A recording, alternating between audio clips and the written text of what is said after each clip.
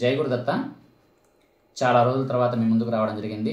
ముందుగా అందరికీ కూడా గణపతి వినాయక చవితి శుభాకాంక్షలు. గణపతి నవరాత్రుల సందర్భంగా అందరూ కూడా మన హిందువులందరం కూడా పాటించాల్సినటువంటి కొన్ని నియమాలు చూడండి. గణపతిని మనం ఎక్కడో వీధుల్లో పెడుతూ ఉన్నారు, పర్వాలేదు.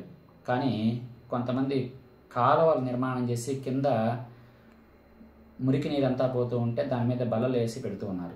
అలాంటి ప్రదేశాల్లో ఎట్టి పరిస్థితుల్లో కూడా గణపతిని పెట్టవాకండి. దానివల్ల మనకు పుణ్యం రాకపోగా మనం పాపకర్మని మనం తీసుకోవడం జరుగుతుంది. కాబట్టి మీకు దగ్గరలో ఉన్న ఇంకొక వినాయకుడి దగ్గర పోయి మీరు మీ చందా ఇచ్చి మీరు పూజ చేయించండి. అదే సందర్భంలో సంవత్సరంలో ఒక 3 రోజులు 5 రోజులు మనం గణపతిని మనం ఆరాధన చేస్తున్నాం. ఈ 3 రోజులు 5 రోజుల పాటు సాధ్యమైనంత వరకు కూడా భక్తి గీతాలను మాత్రమే మండపాల్లో వినిపించేటట్టుగా చూడండి.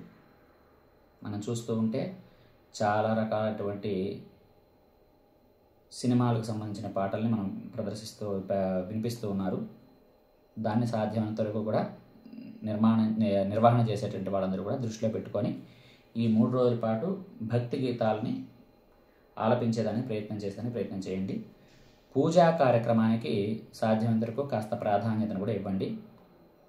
అందరూ కూడా గణపతి అనుగ్రహాన్ని పొంది గణపతి అనుగ్రహం పొందితే గణపతి యొక్క దగ్గర అనుగ్రహాన్ని పొందితే మనకి ఏదైనా ఒక మంత్రం సిద్ధించాలన్నా, ఒక విద్య సిద్ధించాలన్నా, ఒక వ్యాపారం మనం రాణించాలన్నా ఇవన్నీ కూడా సిద్ధించడానికి గణపతే కారకుడు. మన బుద్ధి బలం బాగా ఉండాలన్నా గణపతే కారకుడు. అందుకే సిద్ధి బుద్ధి సమేత మహాగణపతి అంటూ ఉంటారు. ఈ సిద్ధి బుద్ధి మనకి గణపతి అనుగ్రహం వల్ల లభిస్తుంది. కాబట్టి ప్రతి ఒక్కళ్ళు కూడా చక్కగా ఈ గణపతి నవరాత్రులు నిర్వహించి గణపతి అనుగ్రహాన్ని పొందగలుగుతుందిగా తెలియజేస్తూ జై బోలో గణేష్ మహారాజ్కి.